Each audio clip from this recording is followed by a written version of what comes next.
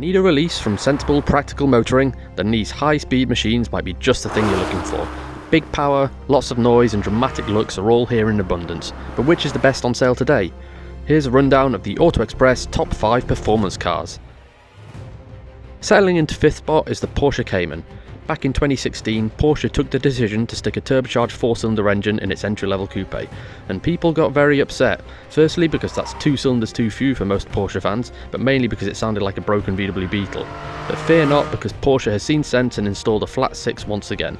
While it's actually a touch slower than the old 4, the power delivery and that glorious noise just helps to hammer home what a beautifully balanced chassis the Cayman has. It makes you really start to wonder if you'd ever need anything more than this for the road.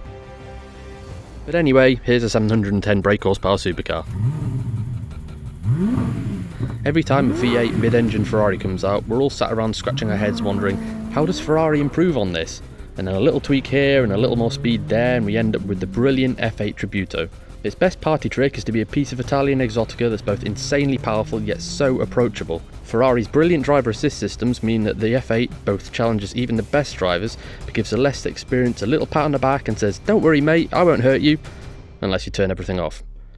Aston Martin should be fast, loud and yet just a little bit classy with it too. The Vantage manages to nail the brief. It may have a twin-turbo V8 from Mercedes under the bonnet, but if you're going to pinch an engine from somewhere, you might as well use one as brilliant as this.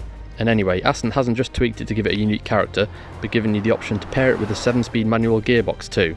And I got through the whole thing without mentioning James Bond once. Oh, hang on. Second place goes to the spectacular McLaren 570S.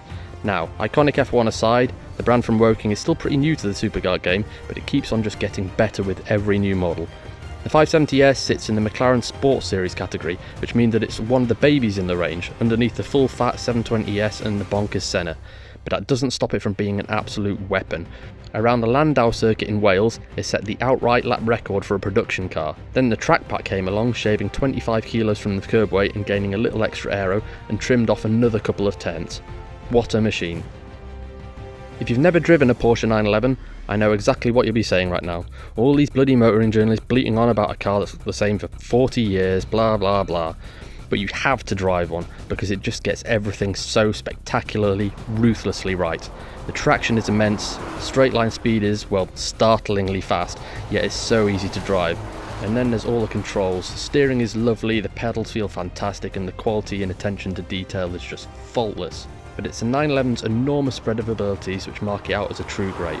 This is a car that's as easy to potter around in as a Golf, yet it's still hugely rewarding when you're really giving it some. What a thing. If you enjoyed this video, please like it and subscribe to Auto Express, and be sure to click on the bell icon to receive notifications as soon as new videos go live.